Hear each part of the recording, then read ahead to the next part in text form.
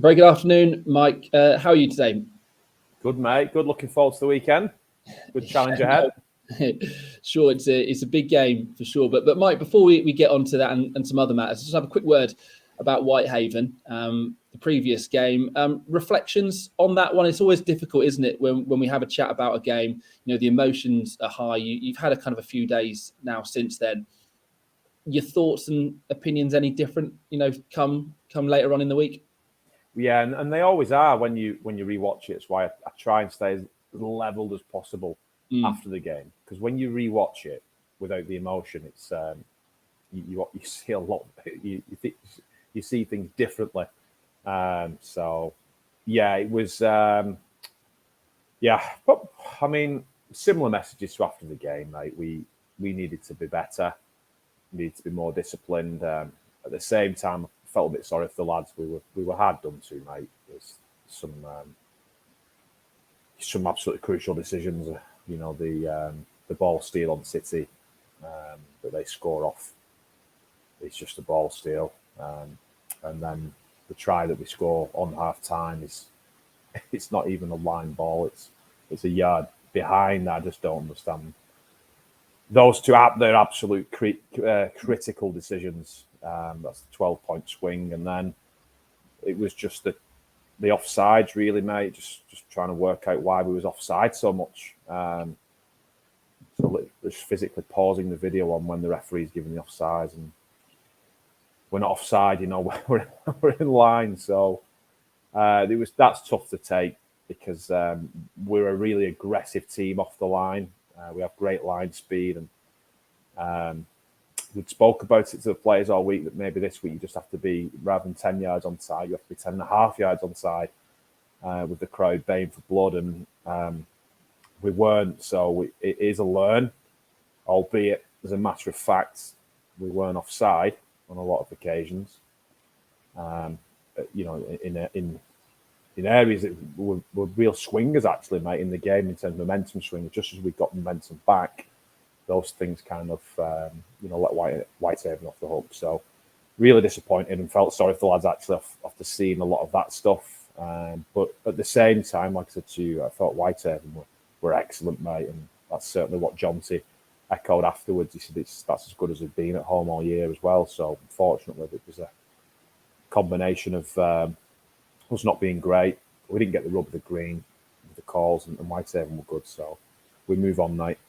And just one last one on that one, though, because Mike, you said before the game that for whatever reason in your time at the club, I think is it one win in 10 games that you've been there? I think it is. Yeah, I'd have to.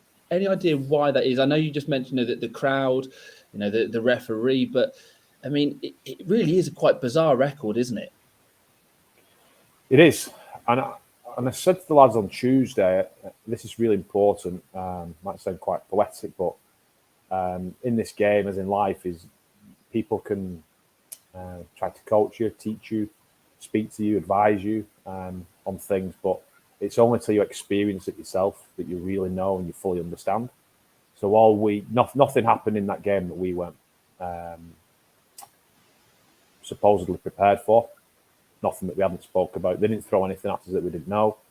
The calls of the official were nothing that, you know, we shouldn't have expected, really. But I'm very much of the opinion that if we was to go up there this week, that it would be a different story, because now they really understand. Yeah. And there were a collection of players there that have played in Cumbria before and won in Cumbria, but many haven't.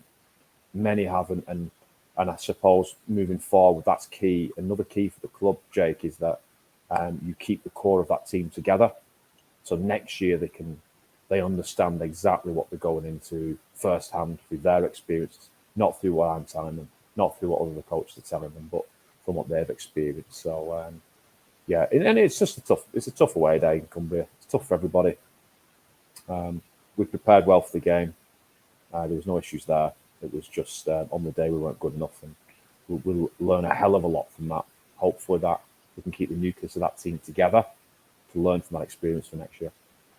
Yeah, and you know, for Whitehaven on the day, Mike, they they still kind of needed a result to be 100% sure, of their championship status for next season. Whereas for us, for London, we're safe. We know what league we're going to be playing in next season. How much of a challenge is it for you to now motivate a group of players who effectively have nothing to play for? Now, I know obviously it really isn't that straightforward, but there are factors there in terms of you as a coach needing to motivate these players to make sure that they keep on playing right to the very end, isn't it?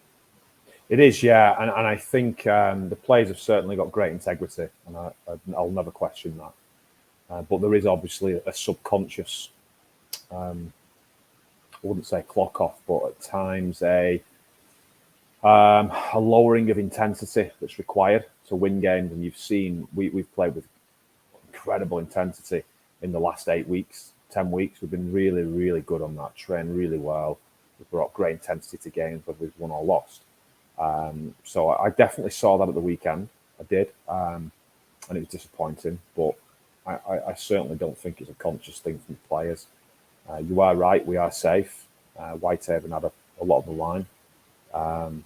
This game is a different challenge for us. The challenge this week is irrelevant of where we are and where Leigh are. We're playing the number one team in the competition. So that should bring about a great deal of motivation for players this week. Yeah, and then on this group of players, you mentioned how important it is to keep this group together. And, there really has been, hasn't there, a settled side in particular since you've been looking after the team, Mike. And I think that's really bared fruits. I think, as a group of players, you've really seen that improvement over time. Now, of course, with just a couple of games left of the season, fans will be asking and be wondering, what is happening in terms of plans for next season. I suppose the message from yourself is, be rest assured, a lot is going on behind the scenes at the moment, and everything is being done to make sure that this team is as good as it is right now, and hopefully some new additions as well over the course of the break. Yeah, and I think that's the key, Jake, is that the club could have made a lot of decisions a long time ago, but they've really taken the time to make sure that everything is right. And I know it's frustrating that we've not probably released certain bits of information on staffing and players. But, I can assure everybody that things are certainly on the up. And I'd like to think that I think the fans will be happy with what the club can announce in the next week or so. I know it's took a little bit more time than usual. Like I said, it's my, whether I'm in this role or not, it's my intention to retain as many of this squad as possible. That's really important. We've got a lot of players, a lot of agents banging the door to try and get into the club, which is great. But the priority is with retention first and sorting out the coaching infrastructure, which is practically there, mate. And I think we'll liaise with the club and get some announcements out, hopefully after this game. All right, great stuff. Mike, over the last week, we've seen an announcement for the team of the month from the Betfred Championship, and Broncos had a couple of players in there. Both Paul Olberg and Will Lovell made that team. And I wanted to ask you about Will. He's a player that I've kind of got to know over the course of the season, and I can really see his influence on the team, not just as a player, but also as a man away from the pitch itself, involved in training and everything else. I just kind of wanted to ask you about Will and how important he is to this group of players. He's fundamental to everything that the club does, Jake. Absolutely fundamental, mate. I couldn't have done it without him. When I took over, I really needed Will, and he knows how I operate. I know he operates, and yeah, there's a few players fall into that category, but on Will in particular, he's massive, mate. He's London through and through. The way he leads the team off the field, which people won't see, is just absolutely incredible, mate. He really holds court with the players. They respect him on performance. They respect him on his standing within the team and the group. And yeah, that's well deserved. Him and Paul both making that team of the month. But yeah, specifically on Will, because the thing with Will, mate, is he's very much goes under the radar with what he contributes to the team. To the naked eye, he's a good player. To people who examine the game, to the coaches, to me, it's actually incredible what he does. Fans, a lot of fans won't realise, but you watch every single tackle that Will Lovell is involved in, He gives us a slow play of the ball. He slows the book right down so our defensive line can get set, and he's very much our go-to with that. He's the best, what we call, in-tackle manager in the team. And yeah, he's been incredible, mate. I couldn't speak highly enough of his contribution this year, and delighted for him that he's got that accolade, because like I said, he's very much a man that goes under the radar.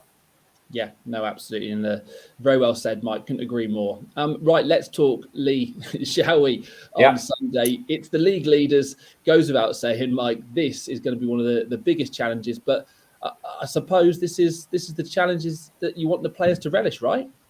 Yeah, 100%. Yeah, I mean, well, what is there to lose? And I said this to the players. The most important thing on the weekend, Jake, is losing doesn't worry me. I hate losing, but it doesn't worry me. We've won and lost games in the past, and that'll happen in the future. What worries me is how we represent ourselves as a group of players and as a club, and what we stand for on the day. And as long as we get that right, then I'm absolutely no fear with this game at all. These are the games you want to play in. These are the stadiums you want to play in. Really looking forward to it, mate. We've going to have to do it tough. Wellington Albert's been suspended for the game, unfortunately, which we're really disappointed about. And I know he was really keen to lead the line for us on this game, and particularly disappointed for him. But no fear this weekend. Everything to gain, nothing to lose. Yeah, and look, Mike, you are a winner. That's very apparent from the time that I spent with you, and each time I speak to you before and after a game. And this group of players, they're as ambitious as what you are. And I suppose what you say to them is, look, if you want to be challenging at the top end of this division, if that's where you want to be, this is how good you have to be, right? Yeah, a little bit. I mean, that's true. We haven't spoken about that. It's been more about responding properly from last week.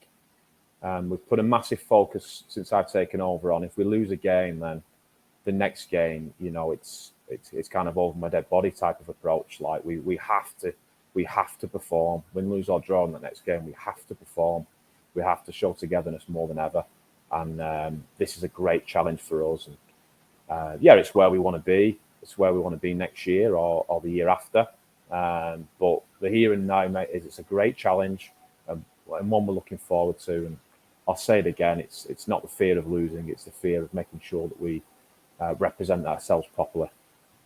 And just lastly, is our penultimate game of the season. Just 2 more games down in Wimbledon. You want to see some good numbers down there in terms of fans. And not only is an opportunity to come watch the London Broncos, it's also the league leaders. So hoping for a good turnout on Sunday. Yeah, it goes without saying, doesn't it? I mean, Leigh will travel well.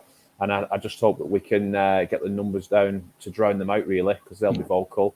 They're riding high at the minute. So, I'd like us to do it together, the team, the fans. Let's get out there and represent ourselves, the best way possible, because the boys have been playing well recently, Jake. We weren't great on Sunday, but they've put in a huge shift this last 12 weeks. And, I really want to make sure we go out there and do ourselves proud.